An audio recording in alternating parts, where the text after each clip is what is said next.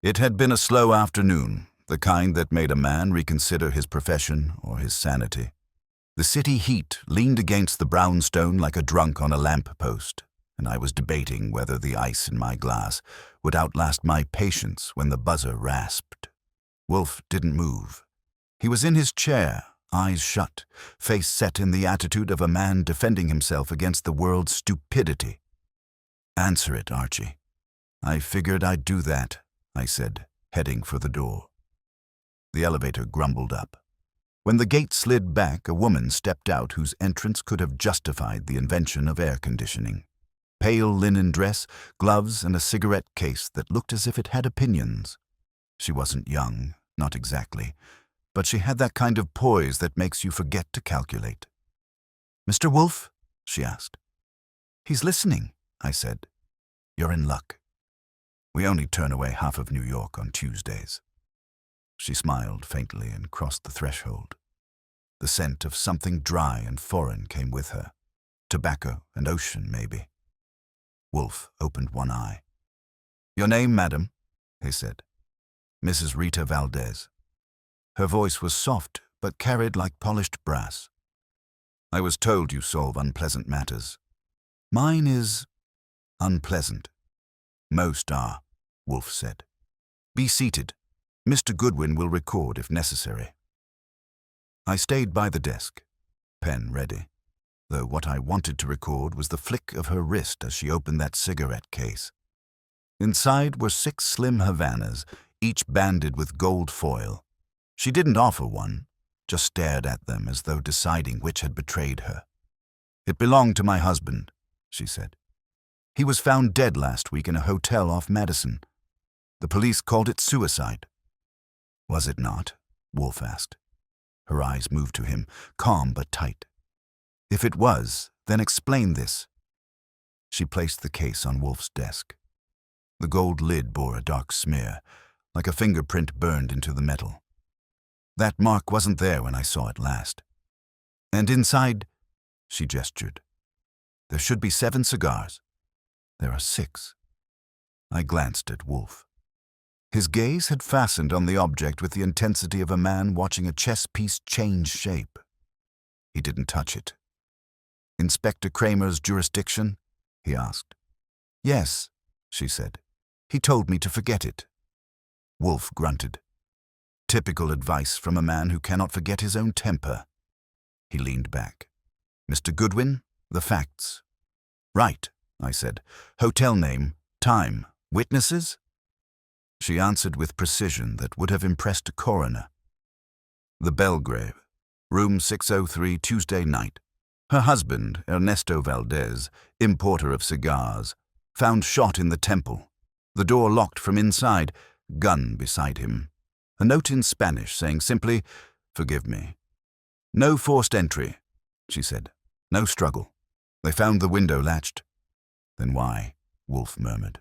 "Come to me." "Because Ernesto despised pistols. He wouldn't have known how to use one. And because that case was found closed on the desk, not open. He never smoked alone." That last detail hung in the room like a drawn curtain. I could feel Wolfe's brain shift gears. "You have enemies, Mrs. Valdez." "My husband had partners. Men who didn't appreciate inspection." "Inspection?" "He suspected smuggling," she said. "Tobacco, perhaps other things. He kept records somewhere. They vanished the night he died." Wolfe exhaled through his nose, the sound of a small furnace being lit. "I do not enjoy conjecture," he said. "Facts, however, can be arranged. Mr. Goodwin, call Inspector Kramer. Inform him we are assuming responsibility for a suicide." "Sure," I said. "He'll love that." Wolfe's mouth twisted. His affection is immaterial. He pointed a finger, thick as a truncheon, toward the case. "Do not touch it until I have examined it. Mrs. Valdez, you will remain accessible. I may require your recollection of your husband's habits, particularly his aversions." She stood, gathering her gloves. "He hated lies, Mr. Wolfe. That is why he is dead." That line earned her a place in Wolfe's files and maybe his respect. When she was gone, I picked up the phone.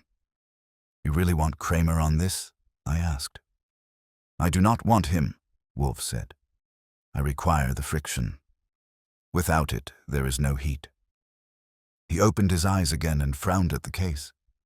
A Cuban death, an American pistol, and a missing cigar.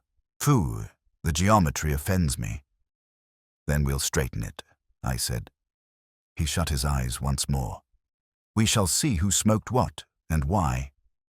The phone's dial tone purred under my finger. Outside, the city kept sweating. Inside, Wolfe had already lit his brain for combustion. I got Kramer at his office, which was like trying to get a confession out of a brick wall. He barked my name, growled something unrepeatable about lazy freeloaders on West 35th Street, and hung up before I could feed him the word suicide. I hung up too, mostly to save the phone's dignity. Wolfe didn't open his eyes. Was he amenable? About as amenable as a bulldog at a cat show. "Excellent," Wolfe said. "Conflict produces progress. Bring the case." The gold box was still on his desk, gleaming like a challenge. I brought it closer. Wolfe's nose twitched as if scent alone could tell him the truth.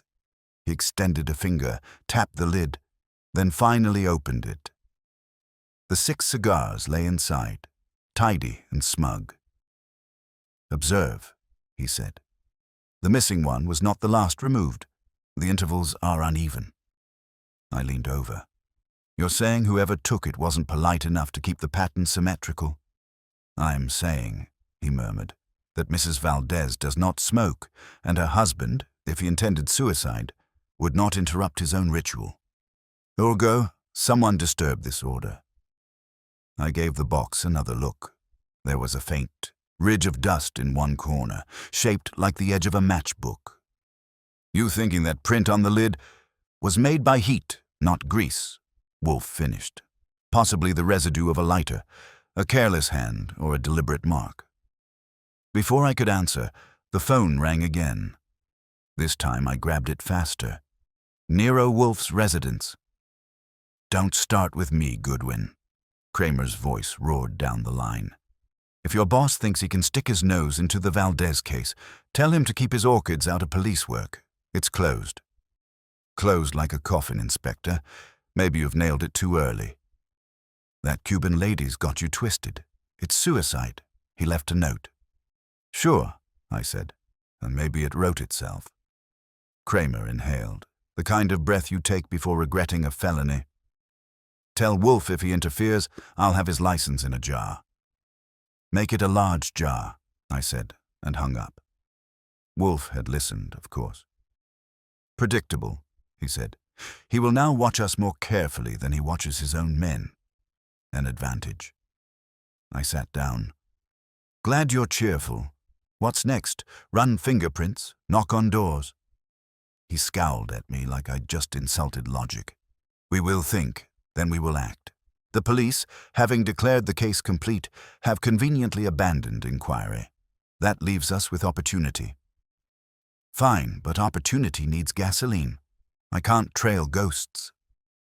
"Then trail what is tangible," he said. "The hotel. Retrieve the police report, the staff names, the record of visitors that evening. I shall remain here." No surprise there. He ignored me. "Inquire particularly whether any cigar ash was found inconsistent with the brand Mr. Valdez imported. And observe whether the room's air suggested recent smoking. Cigars tell tales, Mr. Goodwin. I'll charm the chambermaids. Charm them discreetly. Your indiscretions cost me indigestion." I grinned, grabbed my hat and headed down. Fritz called from the kitchen, waving a ladle. "Mr. Goodwin, you will be back for dinner, yes?" "Depends who murders dessert," I said, and left him frowning into a pot. The air outside had cooled, but not improved. Manhattan smelled like ambition and regret. I caught a cab and gave the driver the Belgrave's address. The ride wasn't long, but the city was still loud enough to make you believe in conspiracy. The Belgrave was a narrow front hotel with enough brass trim to blind a pigeon. Inside, it smelled of lemon polish and history. The clerk looked like he'd been there since both were invented.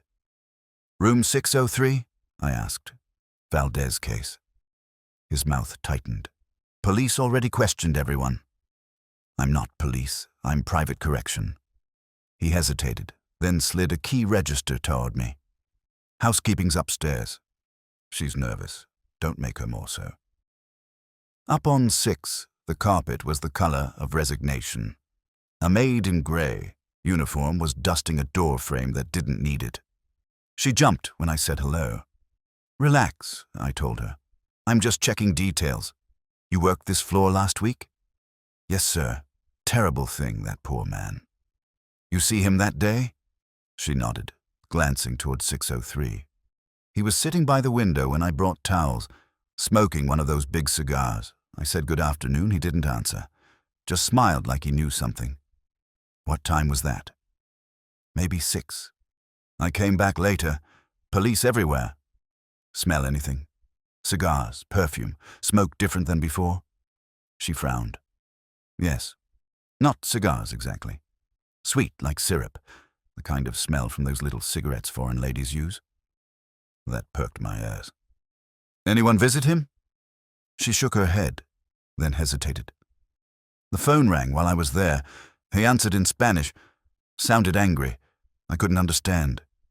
Did he hang up or finish polite?" He slammed it down. I tipped her enough to buy loyalty and took a walk down the hall to 603. The door had a new lock plate, shiny against old wood. I got permission from the manager and went inside. The room was typical mid-range hotel, bed, dresser, faint ghosts of tragedy. I paced it slowly. The desk was where the report said they found him. The scorch on the blotter matched the pattern on the cigarette case. I bent close, circular, small, and blackened. A cigar stub, maybe, pressed down by something heavier. The window latch was intact, but the sill bore a trace of ash, finer than cigar leaf. I caught the scent. Sweet, floral. The maid was right. A cigarette, not a cigar. That meant company. A company that smoked delicately while watching a man die. I called the operator for the hotel records. "Was a call made from this room around 6? "Yes," she said after a shuffle of paper. "To a number registered to Havana Imports, downtown office. Lasted 3 minutes. Valdez's own firm. He'd called someone there before dying, or being killed." When I stepped back into the corridor, Kramer was waiting. His cigar smoke hit me before his voice did. "Thought I told you to keep out," he said. His hat was shoved back, his eyes small and red. "You can't resist sticking your nose where it don't belong?" "I like to smell the truth." "Then sniff this," he said. Gun was registered to Valdez. Door locked, case closed. "Sure," I said. "Except for the sweet smoke, the scorch mark, and the missing cigar." He chewed his cigar. "You're chasing perfume."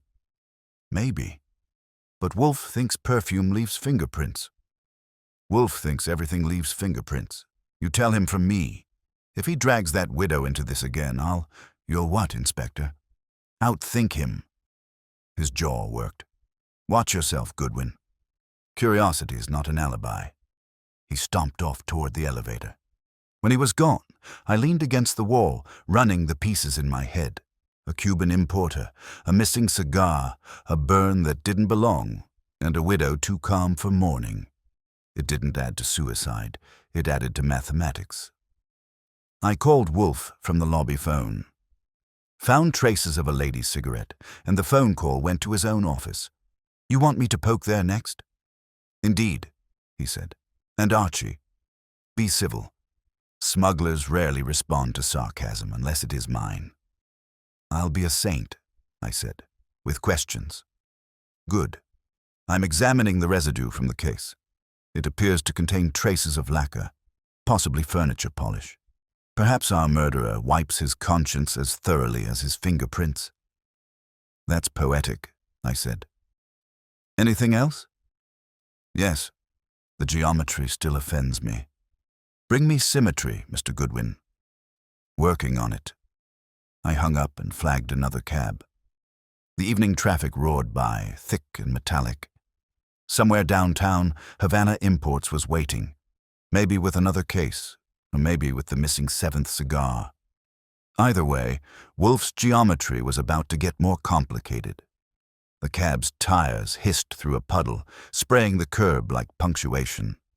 I watched the reflection of neon crawl across the windshield and wondered which of Havana Imports' bright ideas had earned Mr. Valdez's bullet. The driver grunted something about traffic, and I let him win the argument. The building stood on Varick, an unimpressive slab of ambition pretending to be an office. Inside, a thin man in a linen suit was locking the front door. His hair was black and slicked tight enough to deflect suspicion. "Hold up," I said, flashing my card.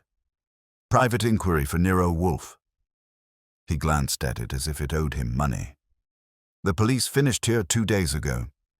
"Good," I said. "Then you've had time to recover."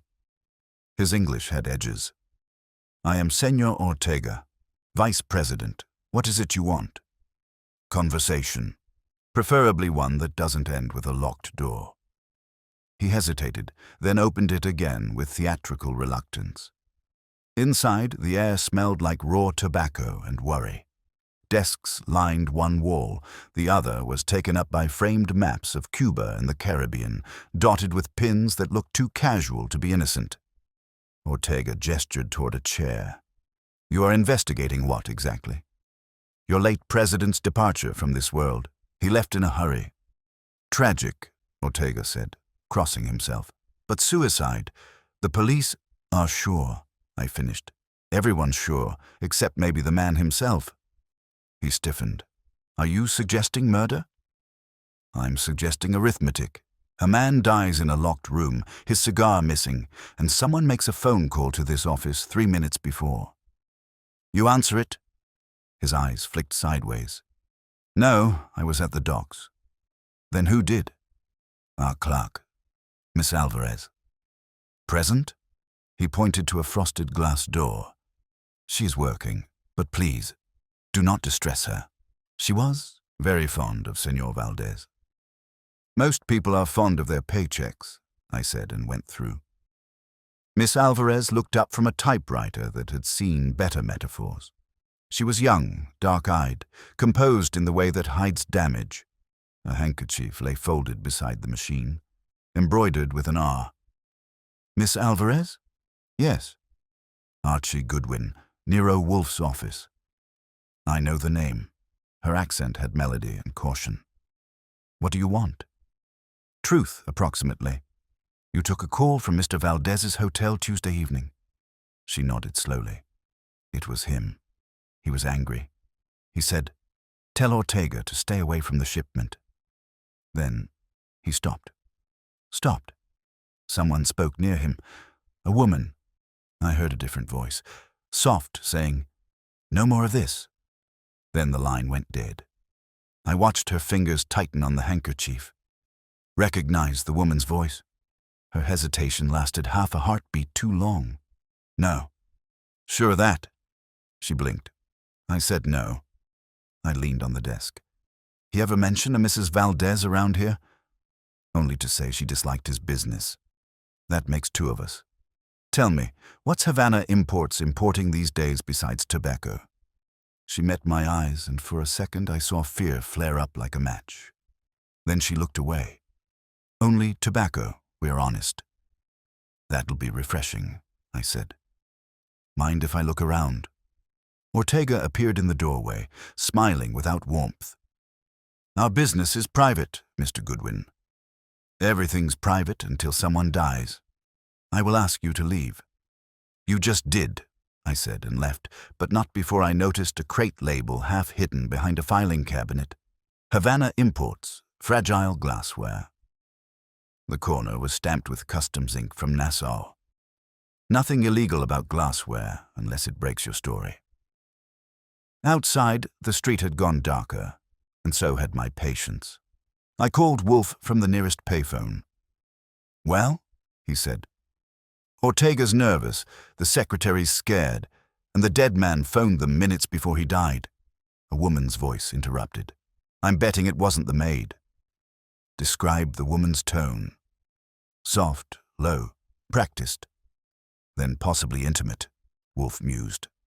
Mrs. Valdez or someone approximating her. Did you see evidence of contraband?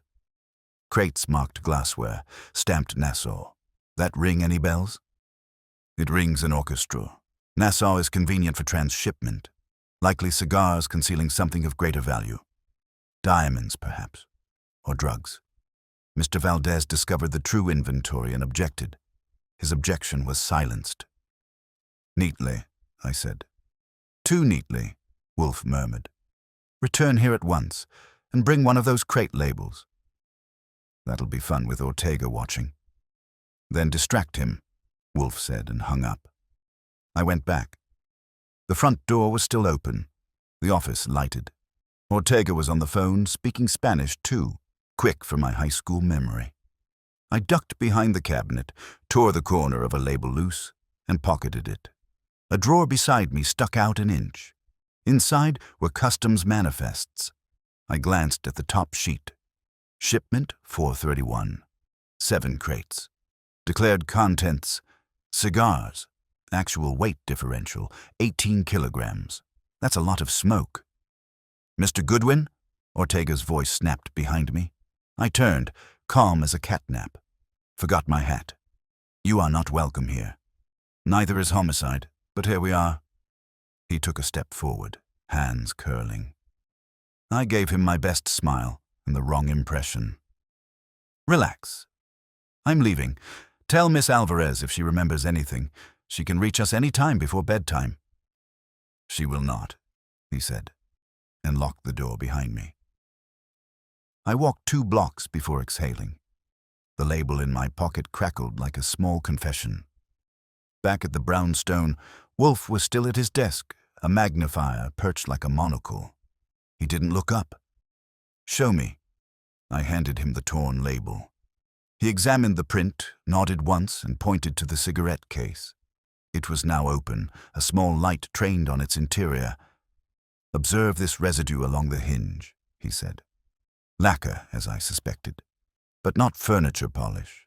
It contains nitrocellulose. Meaning what? Meaning it was used to seal boxes, possibly wooden crates exposed to moisture. Our Mr. Valdez handled such crates. He closed one too many, and someone decided permanence was preferable. I dropped into my chair. So we've got a murdered importer, smuggled goods, a nervous vice president, and a widow with 6 cigars and 1 burned conscience. You still think this geometry can be solved without Kramer blowing a fuse? I am indifferent to his voltage. Wolfe leaned back, fingers steepled. There is symmetry forming. 7 cigars, 7 crates, 1 missing in each case. That's elegant, I said. You think the missing cigar is a clue. I think it is the key. Whoever removed it understood Valdez's habits too well. Fetch me Saul Panza. Saul, you want stealth? I want competence. Have him find out who loaded those crates and where they went after customs. Quietly. And send Fred Durkin to the hotel to retrieve a fragment of ash from the sill. Got it. I started for the phone. You plan on talking to the widow again? Yes. She lied by omission. Women often do when protecting men who no longer deserve it. That's cynical. That is arithmetic, he said. Each truth costs something. I intend to collect. While he dictated a note for Fritz to deliver, something about dinner being postponed for business. I called Saul and Fred. They grumbled, but Wolfe's name still worked better than payroll. When the calls were done, I leaned on the desk. What's our move after that? Wolfe's eyes opened just enough to show irritation. We wait. The pieces will arrive, as they always do. Then we shall arrange them. Meanwhile, he glanced toward the case. Meanwhile, Archie, see that the 7th cigar is found, preferably before someone decides to smoke it. Fritz's knock came soft but urgent, which meant Wolfe was about to hate whatever came next. He opened the door with his usual air of culinary disapproval and held out a folded slip. "A gentleman left this downstairs, Mr. Goodwin. He said it was from Mr. Panzer." I took it, unfolded it, and read, "2 dock hands, missing from Nassau, manifest. Talked to customs contact. Shipment rerouted to Queen's Warehouse, unlisted consignee. Will tail truck tonight." Wolfe's eyes narrowed. "Queen's," he repeated, like the word itself offended his digestion. "A province of barbarism." "It gets worse," I said. 2 dock hands missing." He made a low sound that might have been sympathy, though the odds were slim. "Mr. Panzer is competent. He will manage. And if he doesn't, then he will be found by Mr. Durkin, who is less subtle but more persistent." Wolfe reached for the cigarette case again, as though it were a witness refusing to cooperate. "Archie, call Mrs. Valdez. Request her attendance this evening." "She won't like that." "She need not." He adjusted the orchid on his lapel, which usually meant strategy was sprouting. "Inform her that I've learned what her husband died for. That should suffice." I dialed the number from memory. The maid answered, too careful with her consonants. When Mrs. Valdez came on, her voice was smooth but strained. "I told you everything I know, Mr. Goodwin." "Sure. And Wolfe told me to tell you he solved the why, if not the who. He'd like you to fill in the missing punctuation." A pause. "You think you can frighten me with riddles?" "Not me," I said. "But Wolfe can do it with adjectives." She exhaled, a short defeat. "Very well, I'll come." 8 o'clock. Don't bring sympathy flowers. When I hung up, Wolfe's mouth curved. "Excellent. That will coincide with Mr. Panzer's report." "And Kramer?" I asked. "You think he's forgotten us?" Wolfe's brows drew together. "He never forgets, which is why he will soon arrive." He was right. The bell rang at 7:50, a full 10 minutes early for the Commissioner of Complaints. I opened the door to find Inspector Kramer looking as if he'd been chewing nails for flavor. "Evening, Inspector," I said. "You're just in time for the fireworks." "I'm here to stop them," he said, pushing past me. "You've been poking your nose into Valdez's mess again. I warned you." Wolfe didn't rise. "Indeed you did. You also warned Columbus about the edge of the world, I presume." Kramer's jaw worked. "Cut the fancy stuff, Wolfe. I've got enough trouble without your philosophy.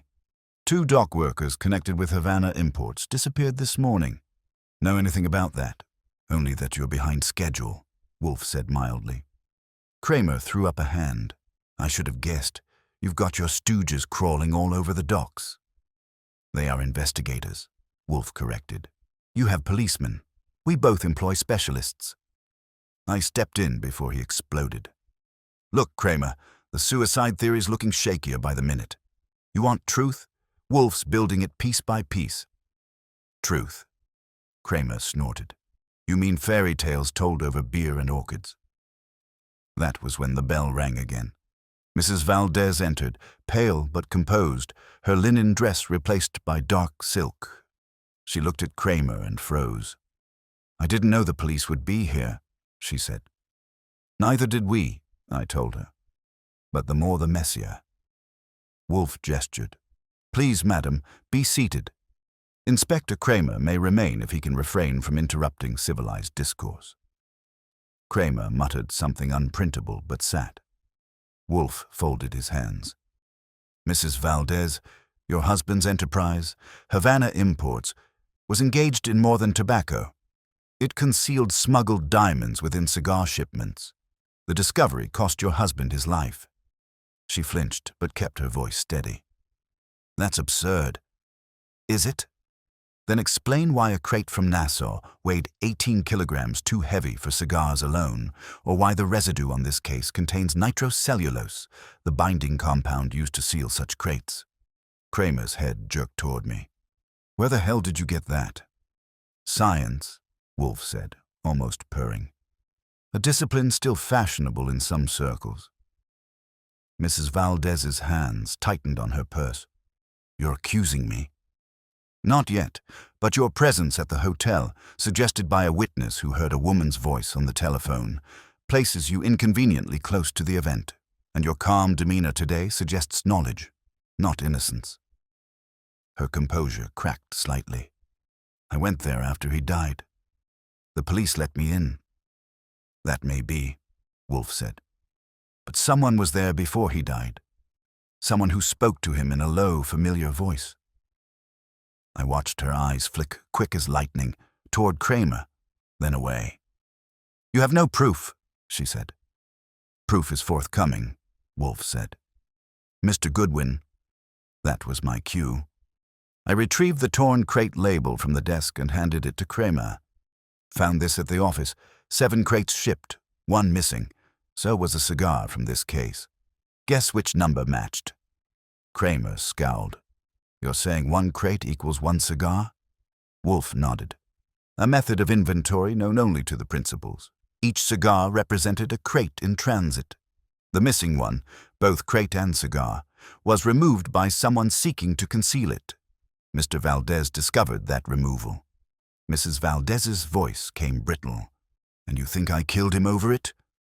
I think you loved him enough to warn him, but not enough to die with him, Wolfe said. You were used, perhaps by Senor Ortega, perhaps by another, but your visit, or call, precipitated his death. Before she could answer, the phone rang. I picked it up. Saul Panzer's voice was clipped and low. Got movement at the Queen's warehouse. Ortega and another man unloading 1 crate.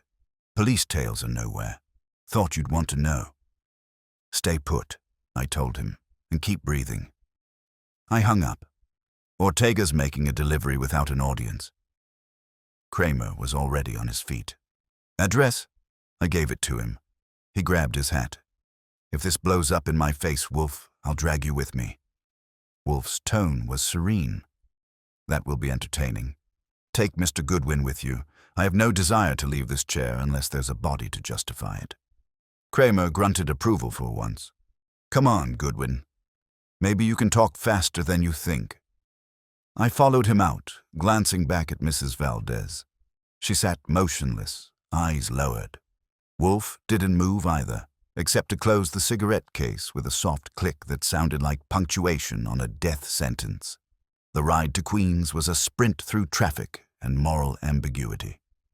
Kramer chewed his cigar down to an ember, muttering about judges, smugglers, and Wolfe's arrogance. When we reached the warehouse district, Saul's car was idling across the street. He signaled us toward a side door half open. Inside, 2 figures bent over a crate pried open with a crowbar. Ortega was one. The other was a stranger with a pistol tucked under his belt. The crate lid lifted, spilling straw and something that glittered even in the dim light. Kramer let out a breath. Diamonds. The fat slob was right. I couldn't argue. The diamonds winked like trouble ready to multiply. Kramer signaled his men waiting in the shadows, and in seconds the place was crawling with blue uniforms.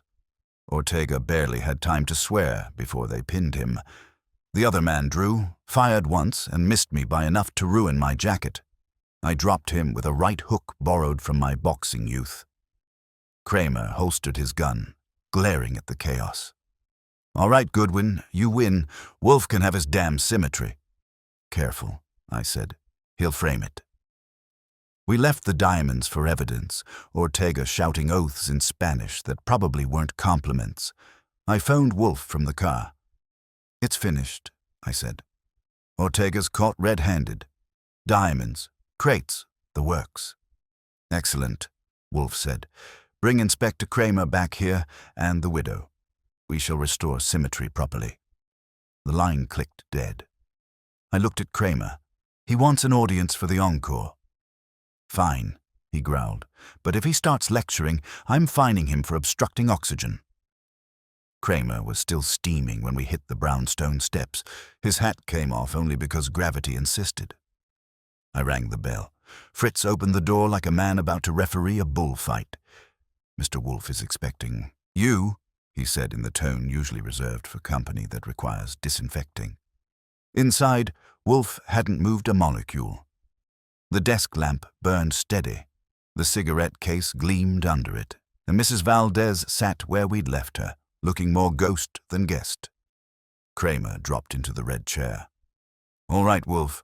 Ortega's in custody. The diamonds are real, and I've got enough paperwork ahead of me to choke an honest man.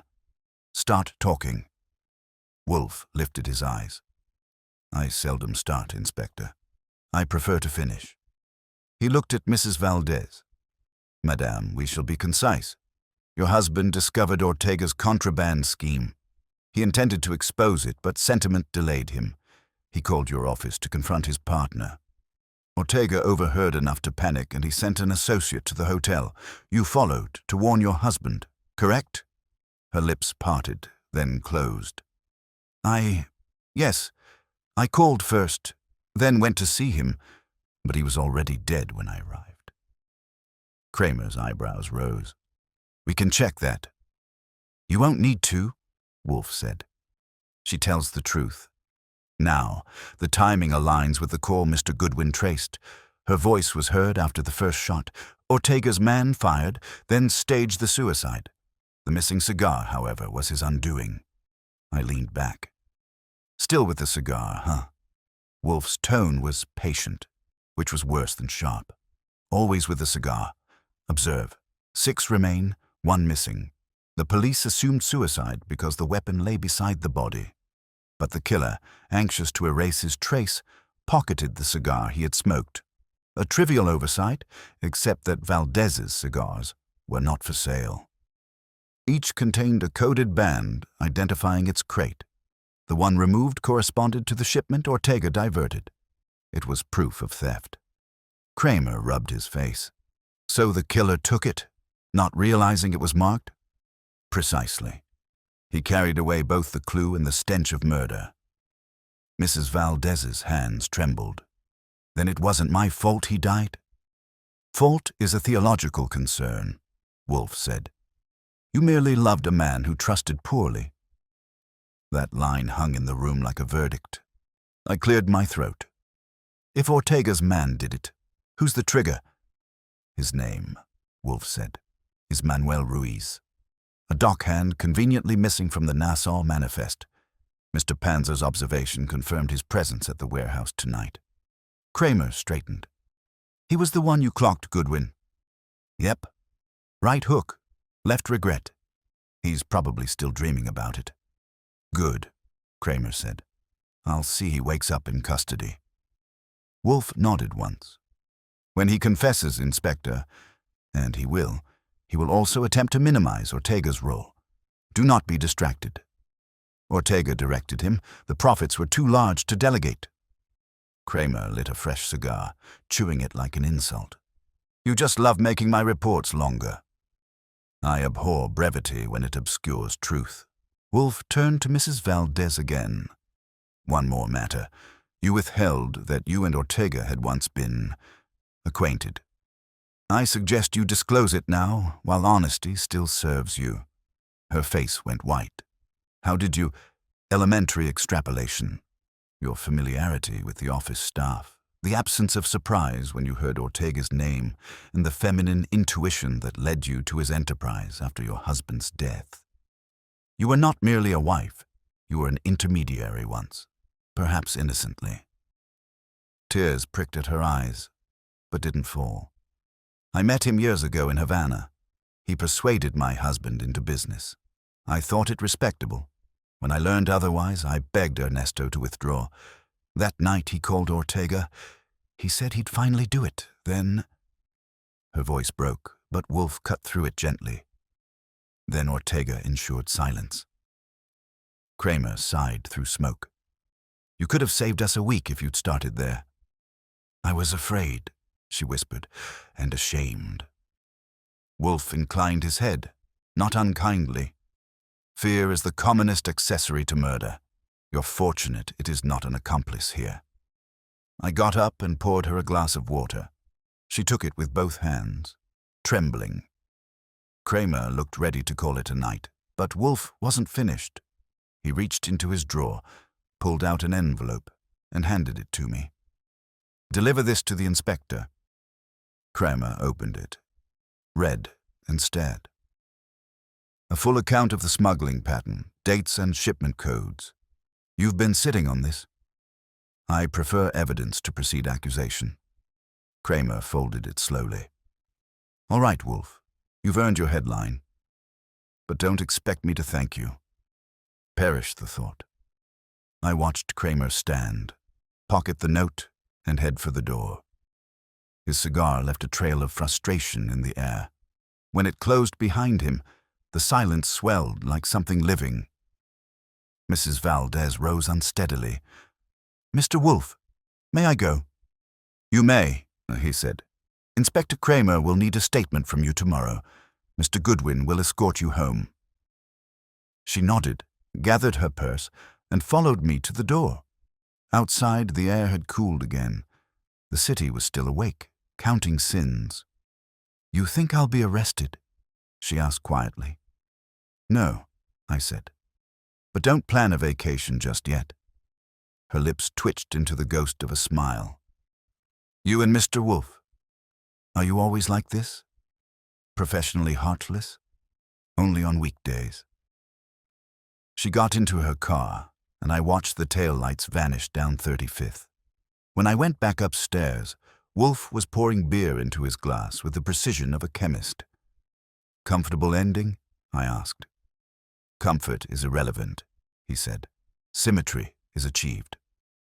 "Meaning Ortega's guilty," Ruiz confesses, "and Mrs. Valdez gets a moral acquittal?" "Meaning," Wolfe said, "that a false suicide has been replaced with an authentic consequence. That is symmetry." I sat across from him. "And what about the 7th cigar?" He lifted the case. "Recovered from Ruiz's pocket, I am told. Inspector Kramer phoned before you returned. The band inside matches the diverted crate exactly." I whistled. "You were betting the farm on that?" "Hardly. I do not gamble. I calculate." Fritz entered, hopeful. "Dinner now, sir?" "Yes. The beef, if it has not been ruined by delay." He left to rescue the roast. Wolfe turned to me. "Archie, when you finish your beer, inform Saul that his discretion tonight was commendable, and tell Fred to return the ash fragment. It will suffice for corroboration. You're giving me errands instead of praise. Praise, Mr. Goodwin, is for amateurs. You, I assume, are a professional." I grinned. Some days I fake it better than others. He grunted, which was as close as he got to agreement. The house settled back into its usual rhythm. Wolfe's chair creaking, the faint hiss from the orchids upstairs, the city humming through the window glass. The case had started with a knock and ended with a click of certainty. One more corpse squared neatly on Wolfe's moral ledger. He raised his glass. To Havana, and to geometry. I lifted mine, and to the man who makes both look simple. Fritz returned with the roast before I'd finished my beer, the timing as perfect as Wolfe's smugness. The plate hit the desk with a soft clink, steam curling like a peace offering. Wolfe carved a slice with surgical precision, took one bite, and let his eyelids drift lower. The man's version of applause. "You'll live to 80, I said, "and I'll be the one explaining your alibis to the press." He ignored me, chewing contemplatively. "Mrs. Valdez will be interrogated tomorrow. Kramer will bluster. Ortega will deny. Ruiz will weep. All predictable. The true residue, however, remains." "Meaning what?" "Meaning," he said, setting down his fork, "that one piece is missing, and I dislike incomplete sets." I leaned forward. "You're talking about the money." "I'm talking about the motive. Diamonds travel for profit, not charity. Ortega smuggled for gain, but whose? You think there's a bigger player? I think Ortega lacks the imagination to orchestrate the network implied by those shipments." I waited for the next order. It came. "You will visit the customs broker listed on the Nassau manifests. Ascertain who financed the shipment under Havana Import's name." "Tomorrow?" "Now. Now. It's past midnight." "Crime does not observe the clock." "Nor should you." I sighed. grabbed my hat and headed out. The city had cooled into that uneasy quiet before dawn when even taxis hesitate to commit. I found one anyway and gave him the address on the manifest corner, Bertram and Leeds Customs, Pier 92. The office lights were off, but a single window glowed above the loading bay. I climbed the side stairs and knocked. A man opened it halfway, hair grey, shirt sleeves rolled, eyes wary. "We're closed," he said. "Not to Nero Wolfe," I said, flashing my card. "I'm here about the Valdez shipment." He hesitated. "I've already talked to the police. They prefer confession to conversation. I just want details." He studied me another second, then stepped aside. The room smelled of paper, ink, and nerves. Stacks of manifests leaned like guilty witnesses. "Bertram," he said, offering a hand that trembled slightly. "You're one of Wolfe's men." "His legs, mostly." That earned a thin smile.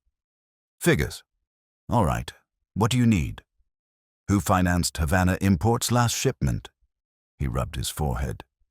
"Officially Ortega, but the payment came through an intermediary. An account from the Cayman Islands. I didn't question it. You don't in this business." "Try me." He sighed and dug out a ledger.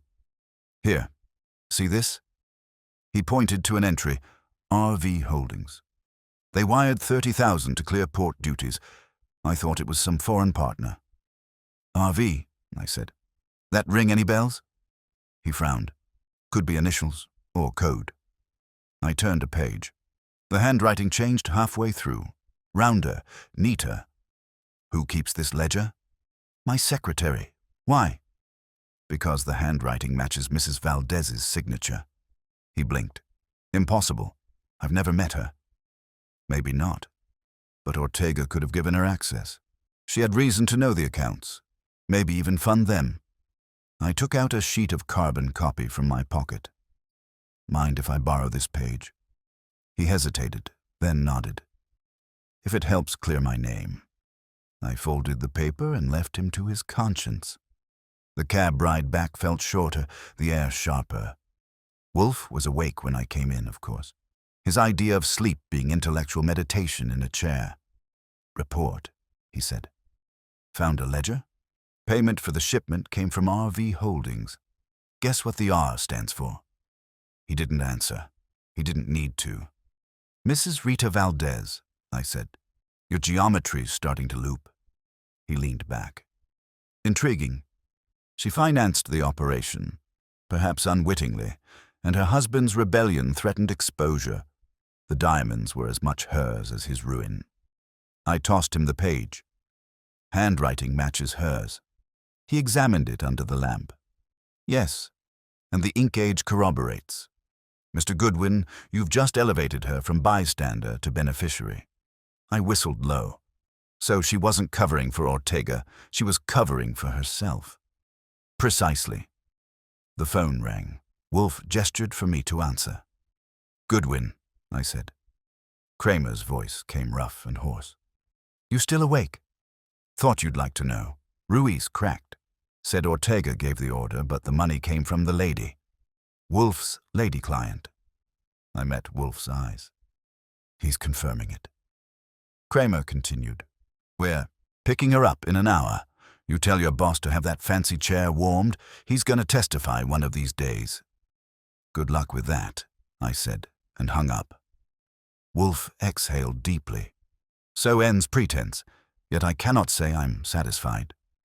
"You're rarely satisfied." "Because satisfaction implies closure. We have confession, not comprehension. Why would she employ Ortega if she knew her husband suspected?" "Love's blind, greed's deaf?" He made a small, disgusted sound.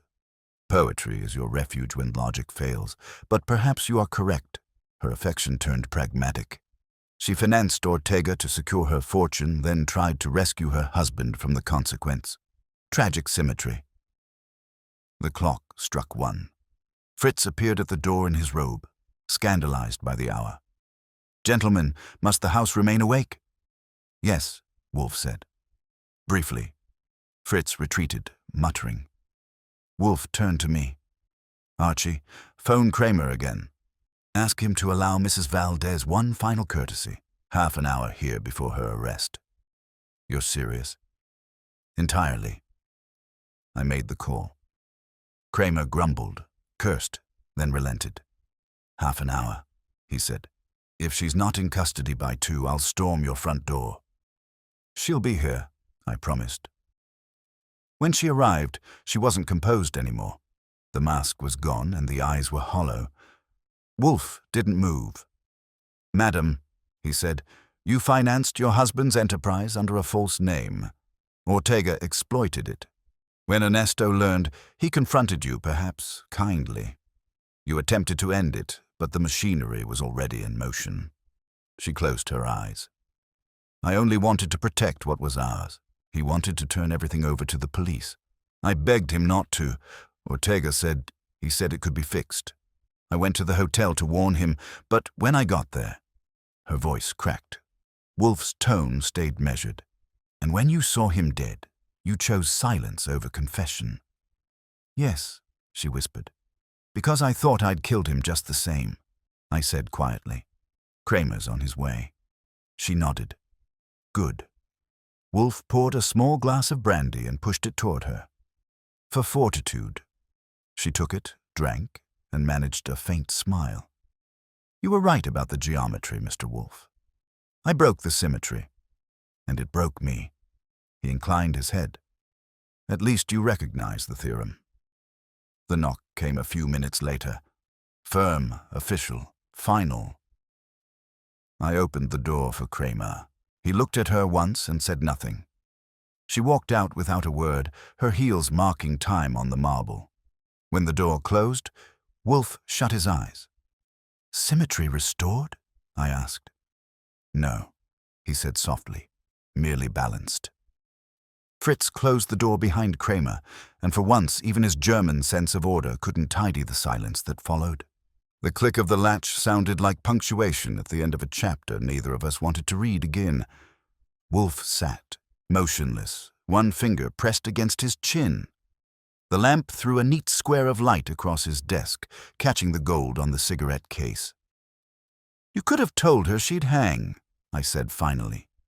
Instead, you gave her brandy. Justice, Wolfe murmured, has no need of cruelty. It functions adequately without spectacle. Tell that to Kramer. He'll probably serve her confession with coffee. Wolfe didn't answer. He was studying the open case again, as if the 6 remaining cigars might still rearrange themselves into a secret. You think she's lying? I asked. I think, he said slowly, that truth is incomplete. The ledger confirms her complicity, but not her reason. Money alone does not drive such elegance of deception. Elegance? She bankrolled smugglers, Wolfe. She also confessed without bargain. That is not greed, that is penance.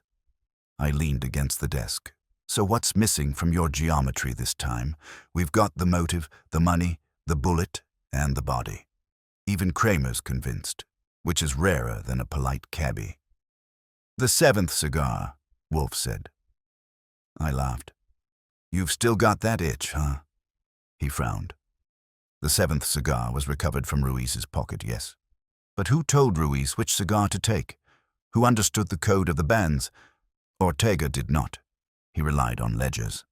Mrs. Valdez did, but she would not risk direct participation. There remains one mind unaccounted for. Meaning someone else knew about the code. Precisely. Then who? He didn't answer. His eyes half closed in concentration, and I knew better than to interrupt. Wolfe thinking is like a volcano before the smoke. All pressure, no noise. The phone shattered the quiet. I caught it on the first ring. Goodwin. It was Saul Panzer. Thought you'd like to know, Archie. Something's off. I went back to the Queen's warehouse to collect my car. The place was locked tight, but someone had been inside again. Fresh tire marks in the dust, smaller tread, like a coupe, not a truck. I straightened. Any idea who? No, but the back office windows cracked open. Somebody looking for leftovers, maybe papers. You want me to stay? Sit tight, I said. Don't move till I call you. Wolfe opened his eyes. Report. I relayed it. His nostrils flared. Someone seeks to reclaim what remains. Perhaps diamonds overlooked, perhaps documents. Or maybe they're just curious tourists. Pfui, he said. No tourist breaks glass from the inside. Go. Take Mr. Durkin with you. Retrieve whatever our nocturnal visitor covets before the police or the press arrive. I grabbed my coat. And if I find our visitor? Do not shoot him, Wolfe said. But do not let him leave with symmetry in his pocket. It was an hour's drive back to Queens. Fred Durkin met me near the docks, his coat collar up and his expression down. Saul's inside, he muttered. Lights out, but he heard movement earlier. We slipped through the side gate, flashlights cupped low. The air smelled of oil and cold metal. Inside the warehouse, crates stood like chess pieces in half shadow. Saul appeared from behind one, quiet as a rumor. Someone broke into Ortega's office, he whispered. Didn't take cash. Took a ledger. Ledger? He nodded. Same kind as the one you found at the broker's. I moved to the desk. The drawers gaped open, papers scattered. One page lay torn across the floor, the edge jagged but legible enough to read, Shipment 438. Destination, New Orleans. That run mean anything to you? Fred asked. Yeah, I said. It means this operation wasn't done. There's another route, another shipment waiting to go. From behind us came a sound. Light, deliberate, like a heel brushing dust. I turned my beam and caught a silhouette near the door. Small frame, quick hands. Not Ortega's build. Hold it, I barked. The figure froze, then bolted sideways between crates. Fred lunged after him. Saul cut the other angle. The intruder darted toward a rear exit, but the beam of my flashlight caught a pale face and a glint of fear before he slammed into a crate. The lid cracked, spilling straw and dull metallic glimmer. Small diamond packets still wrapped in cellophane. He wheeled, gun in hand. I hit him low, drove him into the straw. The shot went wild, chewing wood above me. Fred grabbed the wrist, Saul the collar. Between us, we peeled the weapon loose. When the light steadied, I saw the face clearly. Miss Alvarez, I said. You've been promoted. Her breath came fast. I had to get the papers. He told me to. Who, Ortega? He's in custody. Not him. Her voice cracked. Mrs. Valdez. I exchanged a look with Saul. Try again. Mrs. Valdez is about to be booked for murder. She said it was the only way, Alvarez whispered. She told me to burn the remaining records before the police traced the accounts. She gave me the key. Fred whistled. That's one loyal secretary. She was kind to me, Alvarez said. She said it would save me. Save you from what? She didn't answer. Her eyes darted to the cracked crate. She said there was something hidden in the shipment band. Proof that could destroy everyone. That earned my full attention. Proof of what? Alvarez hesitated. I don't know. She called it the 8th cigar. I stared. Say that again. The 8th cigar, she repeated. She said your Mr. Wolfe would understand. That did it. I phoned Wolfe right there in the warehouse. He answered on the first ring. Found your intruder, I said. Miss Alvarez, the secretary. She was cleaning house for Mrs. Valdez. Says there's something called the 8th cigar. Wolfe went very quiet. When he spoke, his voice was low and taut. Bring her here, immediately. And handle her gently, Mr. Goodwin. If she tells the truth, she has just unbalanced my geometry again. I hung up, cuffed her wrist loosely, and nodded to Saul. We're heading back. Keep the diamond sealed and the lights out. The drive to the brownstone felt longer than the case itself. Alvarez sat in the back, eyes wide, whispering prayers in Spanish. When we arrived, Wolfe was waiting at his desk, robe on, fury contained. "Miss Alvarez," he said, "you spoke of an 8th cigar. Explain." She clutched her hands. "Mrs. Valdez told me her husband made a copy of every code band. 8 total, 7 for crates, 1 to record the pattern. He kept it in his briefcase. When he died, Ortega took the ledgers, but not that cigar. She said it could expose every buyer." "Then where is it?" Wolfe demanded. "She hid it," Alvarez said. "Inside the frame of a photograph in the Valdez house. She told me to destroy it tonight. I couldn't." Wolfe's eyes gleamed like steel under light. "Mr. Goodwin, call Inspector Kramer at once. He must halt any further search of Mrs. Valdez's property. The case is not concluded." I lifted the phone. "You're telling me the confession's not enough?" He frowned. "Confession is emotion. This is architecture. The 8th cigar will tell us who truly profited and who truly ordered murder." Kramer's voice on the other end sounded like a storm trying to fit through a telephone wire. "Goodwin, what's this about halting searches? You tell your boss I'm not running this investigation by remote control from that fancy chair of his." "Then consider it a courtesy notice," I said. "We've got evidence that changes your angle of attack. An 8th cigar, hidden, encoded, and ready to ruin your paperwork if you move too fast." "An 8th what?" "Ask Wolfe," I said. "He's better at metaphors." There was a growl, a click, and an oath before the line went dead. I turned back. Wolfe hadn't moved, but the look in his eyes could have turned marble thoughtful. Miss Alvarez sat rigid in the red chair, staring at the cigarette case like it was a loaded weapon. "Describe the photograph," Wolfe said. "It's in the parlor," she whispered. "A picture of Senor Valdez on his plantation. He kept it always near his desk. The back panel lifts." "Was Mrs. Valdez certain the code cigar was hidden there?" "She said he told her before he died." Wolfe grunted. A dead man telling his wife where to hide evidence. How sentimental. I straightened my tie. If Kramer gets there first, he'll rip that frame apart like it owes him rent. "Then we shall retrieve it first," Wolfe said. I blinked. "We? You don't mean—" He raised a hand. "Do not test my resolve, Mr. Goodwin. If the inspector's intellect risks erasing proof, I will act. Fetch the car. You stepping outside at this hour will make headlines. Pfui. It will make progress." 10 minutes later, Fritz stood on the steps wringing his hands like a man sending a relative into surgery. Wolfe maneuvered down the stairs with reluctant dignity, coat collar high, expression glacial. The Heron sedan groaned as he settled in beside me. "If we die in a crash," I said, starting the engine, "I'm haunting you with diet advice." He shut his eyes. "Drive, Mr. Goodwin." The Valdez townhouse was dark except for a single upstairs light. Wolfe's breathing was steady. Mine wasn't. I rang the bell. After a pause, the maid answered. Same woman who'd taken my call earlier, now wearing night caution instead of politeness. "Mrs. Valdez isn't here," she said. "She's with Inspector Kramer," I told her. "We're here for something she forgot."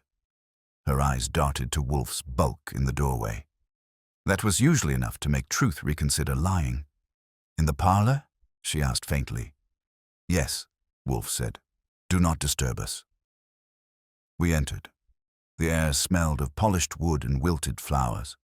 On the far wall, under a shaded lamp, hung a large framed photograph.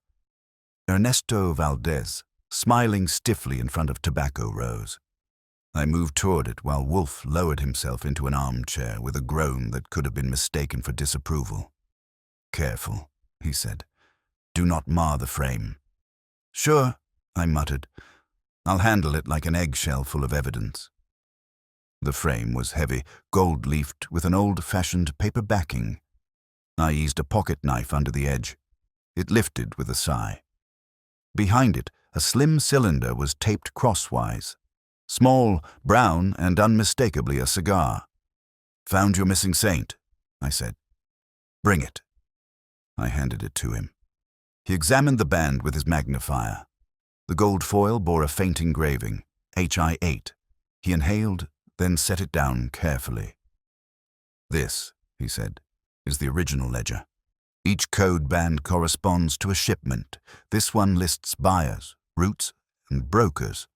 Mrs. Valdez's confession was incomplete. She sought to shield another benefactor. I folded my arms. You're thinking higher than Ortega.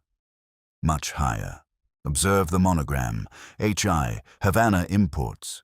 Yet the engraving is recent, done with precision tools. Ortega lacked such access. Someone else commissioned it. Someone who intended to continue the enterprise after Valdez's death." Before I could answer, a car engine hummed outside, then stopped, tires on gravel. Wolfe's brows lifted. "Inspector Kramer," he murmured, "arrives with his usual punctuality." I crossed to the window. Two figures approached, the inspector, hat low, and a man beside him I didn't recognize. The stranger's walk had money in it, light, practiced, unafraid of mud. "Not one of your usual minions," I said. "No," Wolfe said. "That gate belongs to power, accustomed to invisibility." A knock rattled the door. I opened it. Kramer shoved his way in first. "Thought I'd catch you in the act," he said. "And you, what are you doing out of your greenhouse?" "Salvaging your case," Wolfe replied. The other man stepped forward. Mid-40s, elegant, pale as polished nickel. He extended a hand Wolfe didn't take. "Mr. Wolfe," he said smoothly. "Victor Reardon. I represent the Cuban Trade Council. Mrs. Valdez was an unfortunate casualty of misinterpretation. My government wishes to ensure discretion." Kramer snorted. "You mean you're here to keep the diamonds out of headlines?"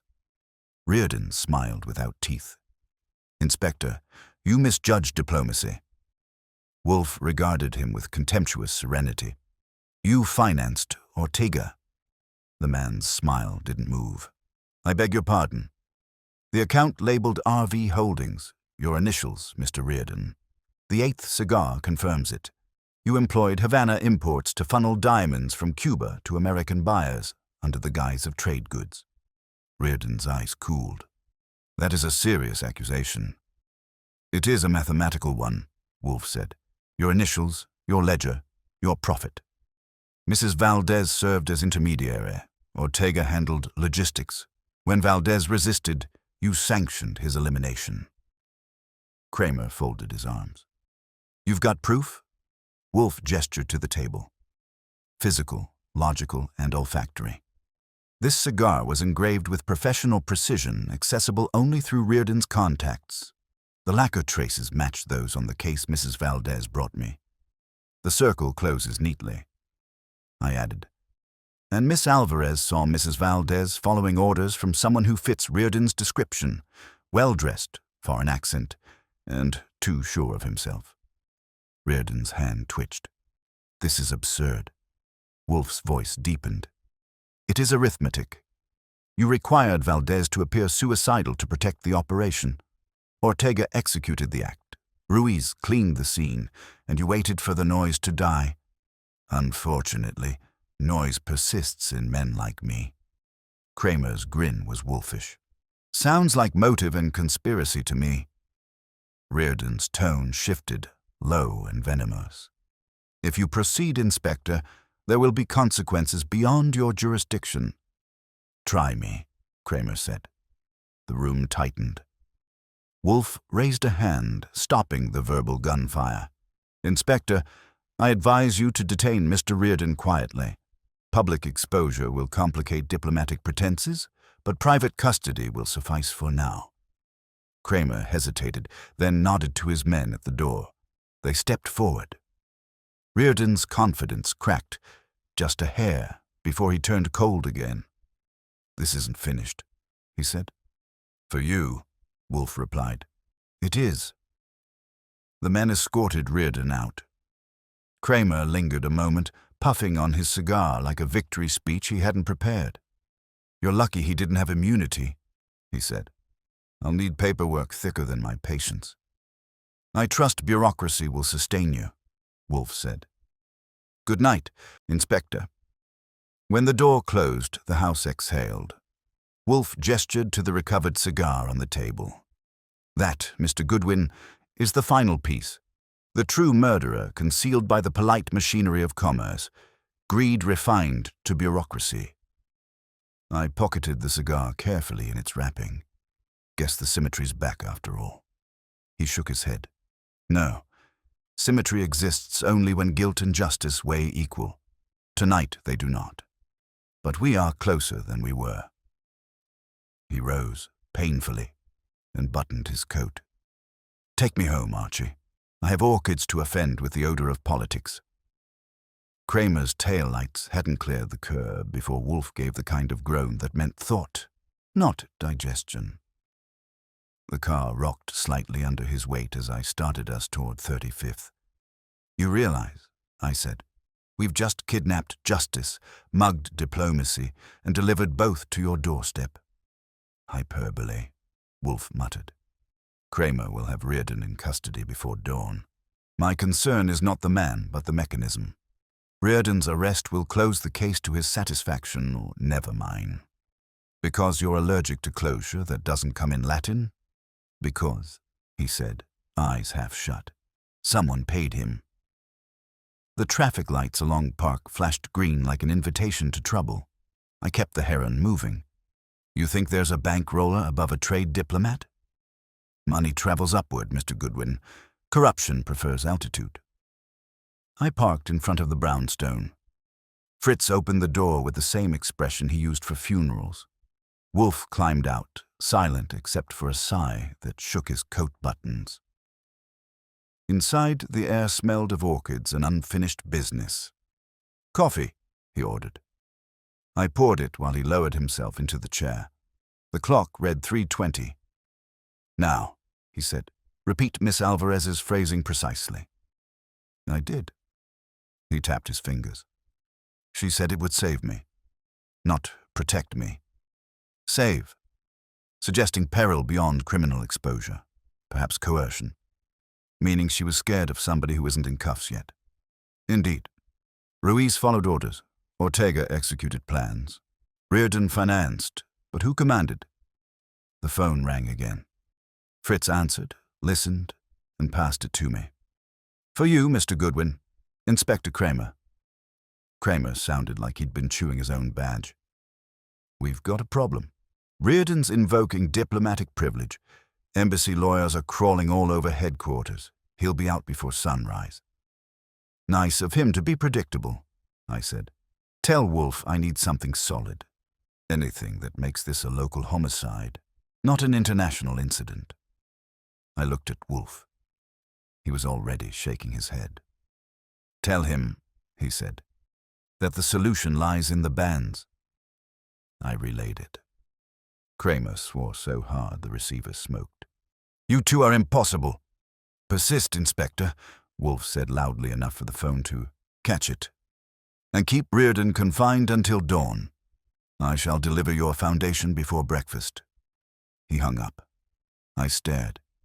You've got 6 hours to invent proof strong enough to crush an embassy. Not invent, Wolfe said. Reveal. He beckoned. I brought him the case. He lifted one cigar, turned it under the lamp, then gestured for the small blade on his desk. With the delicacy of a surgeon, he slit the gold band and unfolded the inner layer. Note the ink, he said. Not Cuban manufacture, American. These bands were printed here, not Havana. And the numbering sequence uses a typeface exclusive to a firm on Water Street. Rector lithographs. Which means Reardon's embassy employed them under contract. I confirmed it last year when they printed trade seals. I grinned. So you can tie him straight to the forgeries? Yes, but I require confirmation. He picked up the phone again, dialed a number from memory, and said, Saul Panzer, go to Rector Lithographs.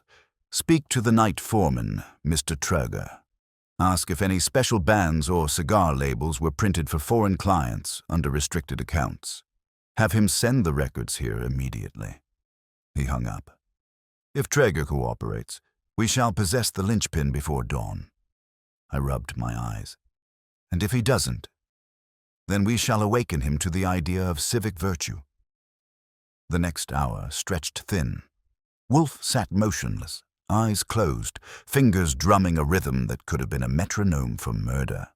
I paced, drank more coffee, and listened to the city breathe outside the window. At 4:30, the bell rang.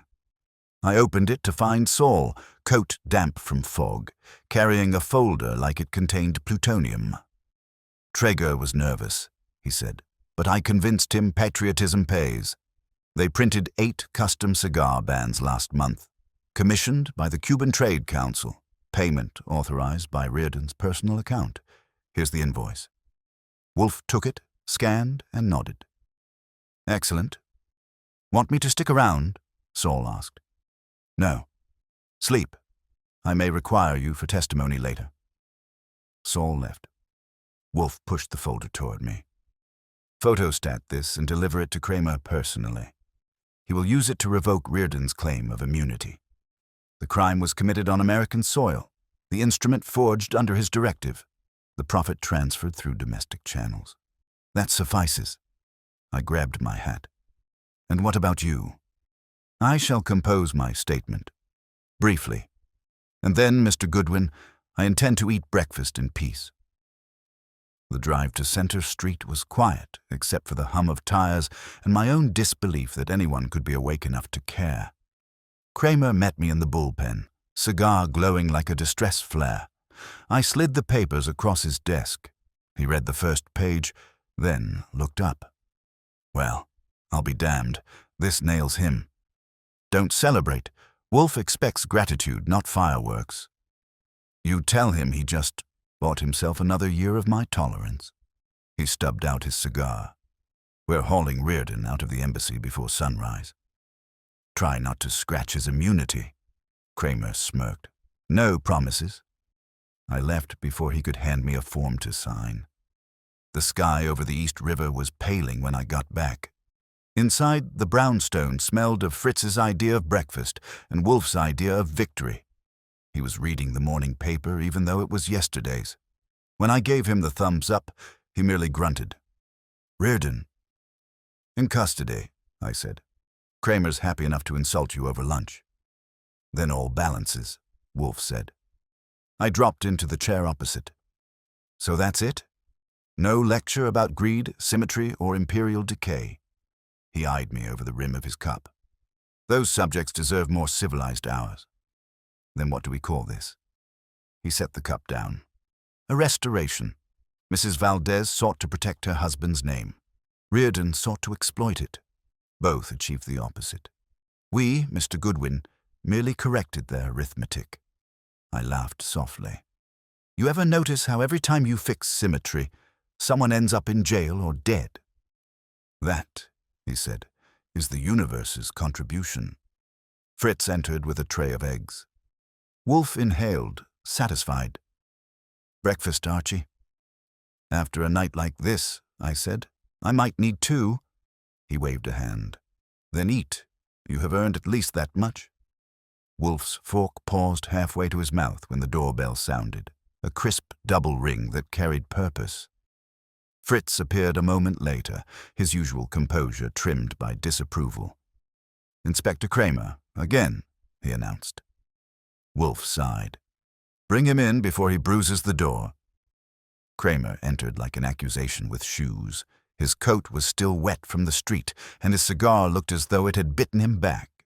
"You and your damn symmetry," he said. "Reardon's singing, but not the tune I expected." I leaned on the desk. "Don't tell me he's gone Tina." "He claims the diamonds weren't for profit," Kramer growled. "Says they were payment, hush money from someone inside our own customs office, a clerk who approved fake manifests in exchange for a cut. Reardon swears he was covering for him." Wolfe's eyebrows inched upward. "And you believe him?" "I believe criminals lie to minimize charges," Kramer said. "But the name he gave checks out, a senior clerk named Loring. The man vanished this morning, house empty, records gone. Looks like he bolted before we knocked." "Convenient," Wolfe murmured. "Almost too prompt." I whistled. So our top of the pyramid just sprouted another floor. Kramer dropped into the red chair. If Loring gets out of the country, we'll never prove half of it. The Bureau's already screaming about jurisdiction. And I don't have to tell you, Wolfe, that Reardon's lawyers are spinning him as a scapegoat. Wolfe's tone sharpened. Then you require something Loring cannot deny and the lawyers cannot dilute. You have the 8th cigar? In your vault, Kramer said. Chain of custody's tighter than your belt. Then we still have the thread. Wolfe's eyes turned inward. If Loring handled customs approvals, he left fingerprints in ink. Archie, bring the invoice Saul retrieved. I found it in the folder. Rector Lithograph's neat carbon sheet with Reardon's signature and a delivery date. Wolfe scanned it, then tapped the lower corner. The order was shipped through a bonded freight service, Harlow & Sons. Loring approved the clearance, but observed the code beside his initials, Transit 12B. That is not a customs code. It is internal routing, specific to one dock warehouse. Kramer frowned. You saying there's another stash? I'm saying, Wolfe replied, that Loring used government channels to conceal private goods. If he fled, he would not leave empty-handed.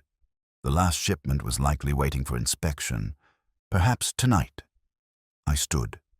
You want me to go sightseeing at the docks again?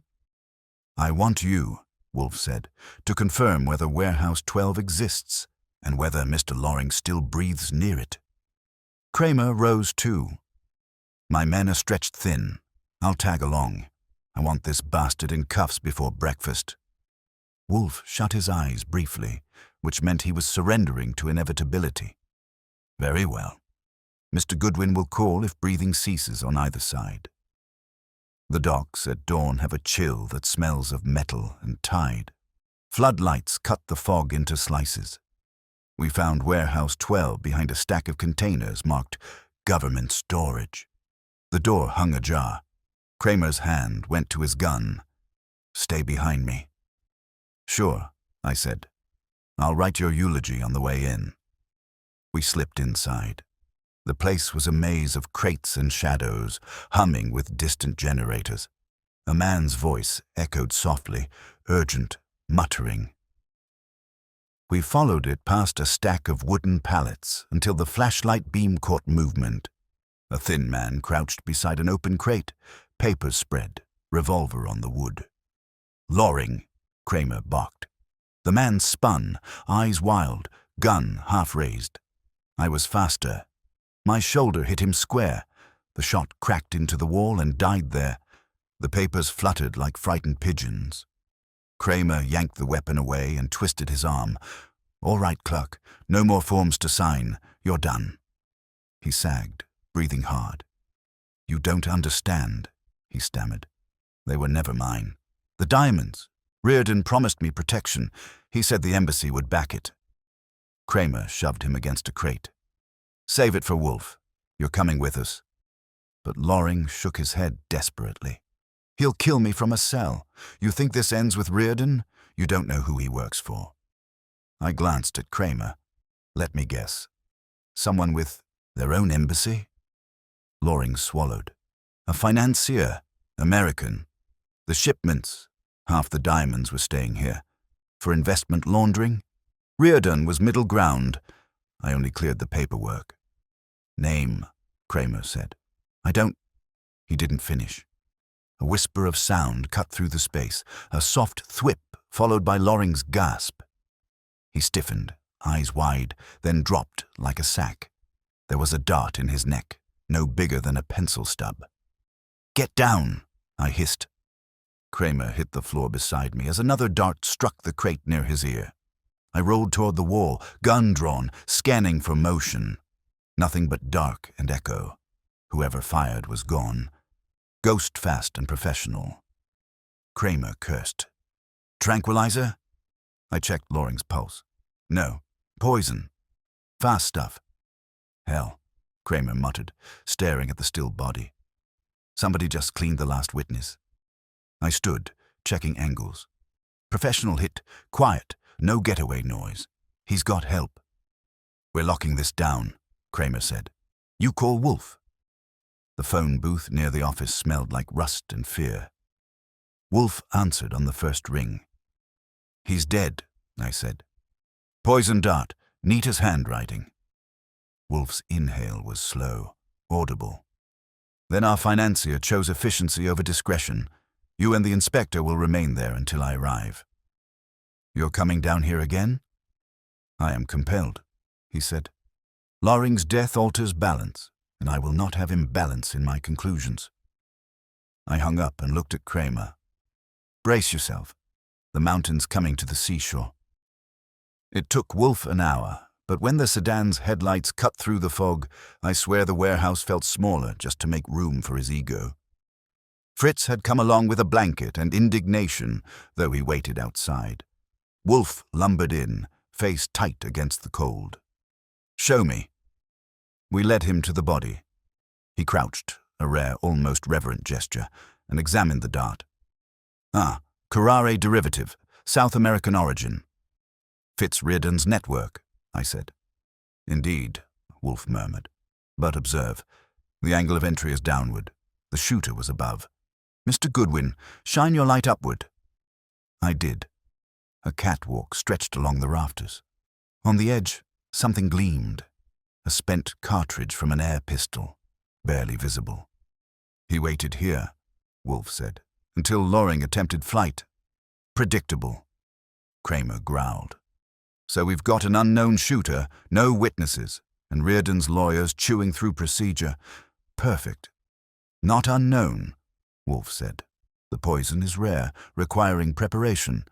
Someone within the diplomatic circle, an attaché perhaps, handled such compounds during shipment. Reardon will reveal his accomplice under duress. He stood with effort. Inspector, secure this warehouse and its contents. I shall supply you with the name before sundown. Kramer snorted. You're promising. Miracles again. Not miracles, Wolfe said, heading toward the door. Merely mathematics. Outside, the first sunlight scraped across the harbor like tarnished gold. Wolfe paused at the car, glancing back toward the water. Archie, he said, symmetry has one final demand. A death cannot stand unanswered. We have one remaining murderer, and I intend to make him speak. Wolfe didn't speak on the drive back, which meant his brain was balancing equations only he could see. The morning light bruised the city gray, and the cab's hum felt like the pause between thunderclaps. When we pulled up to the brownstone, Fritz opened the door without a word. He knew that look on Wolfe's face, the one that meant conversation was hazardous to health. Inside, Wolfe headed straight for his chair and signaled me to the phone. Call Inspector Kramer, he said. Inform him that the embassy attaché, Paul Dandridge, will be arrested within the hour for conspiracy to murder Ernesto Valdez and silencing Loring. Then hang up before he argues. I blinked. Dandridge. The guy who was always smiling like he'd sold the world a warranty. The same. Call. I did. Kramer's voice hit the ceiling, then faded into gritted obedience. When I hung up, Wolfe was already reaching for the 8th cigar. You care to explain the algebra before Kramer gets here waving handcuffs? I asked. Wolfe rolled the cigar under his fingers. Loring's death clarified the pattern. The poison was South American, prepared in concentrated form. Only one man among Reardon's circle had access to such toxins, Paul Dandridge, who managed the Trade Council's agricultural imports. He handled Carrare samples for research, and more importantly, he managed all diplomatic shipments. He was the invisible hand that moved every crate. Fine, I said. But why kill Valdez? Reardon was already doing the dirty work. Because Reardon was Dandridge's puppet, Wolfe said, eyes narrowing. He financed the smuggling through embassy channels, but the profits, millions in diamonds, flowed to Dandridge. Reardon merely signed the papers. When Valdez threatened exposure, Reardon panicked and sought Loring's help to bury the records. Dandridge, however, prefers permanence. He arranged the staged suicide and, when Reardon's arrest endangered him, silenced Loring. I gave a low whistle. "You sure you don't moonlight for the Treasury Department?" He ignored that. "Observe how the pattern resolves. 8 cigars, 8 shipments, each tied to Dandridge's department. The final one, unaccounted for, would have departed today, had we not intervened." "That's airtight," I said, "but Kramer's going to want more than arithmetic." "He shall have it. I took the liberty of phoning the embassy before you returned. Mr. Dandridge will be here momentarily, under the impression that I wish to negotiate Reardon's release. Fritz will see him in." I felt the first stirrings of admiration and nausea. "You're luring him into the den?" "Precisely." Fritz's discreet knock came 5 minutes later. "Mr. Paul Dandridge," he said, as if the name had a taste he disliked. Dandridge entered in a tailored grey suit and diplomatic calm. "Mr. Wolfe, you wish to speak privately about my colleague?" "Indeed." Wolfe gestured to the chair across from him. "Please sit." He did, folding his gloves with the precision of a man who fears fingerprints. "I understand you are in possession of sensitive materials relating to the Valdez matter." "I am," Wolfe said, "and I propose a transaction. In exchange for a full confession and the surrender of remaining assets, I will ensure that certain diplomatic embarrassments remain unreported." The corner of Dandridge's mouth lifted. "Mr. Wolfe, your reputation is formidable, but I am not a fool. You possess nothing that links me to Reardon's operations." "On the contrary," Wolfe said softly. "I possess a ledger of 8 shipments approved through your department, printed on embassy stationery. I also possess evidence that the poison used on Mr. Loring could have originated only from your laboratory stores." Dandridge's fingers twitched, a small, betrayed motion. "You're bluffing." Wolfe leaned forward slightly. "If I were, I would not have invited you here." The silence stretched. Dandridge's gaze slid toward the door, calculating exits. I took 1 step closer, casual enough to look polite, close enough to be discouraging. "You can't touch me," Dandridge said finally. "Diplomatic immunity," Wolfe cut him off. "Diplomatic immunity does not extend to murder committed on American soil using contraband weapons against an American citizen. Inspector Kramer has already been informed. You will remain here until he arrives." Dandridge rose sharply. "This is unlawful." "So is homicide," I said. He hesitated. Then his right hand moved toward his pocket. I saw the glint of metal before I lunged. The small pistol clattered across the floor. I kicked it under Wolfe's desk. "Sit," I told him, "or I'll seat you myself." He sat. Wolfe hadn't moved a muscle. "Your desperation confirms accuracy," he said. "A guilty man always trusts the wrong weapon." Kramer burst in 5 minutes later, flanked by 2 uniforms. "You weren't kidding," he said, eyeing Dandridge. "Found his car still warm at the embassy gate. They're howling already." "Let them," Wolfe said. "They can wail in harmony with Reardon."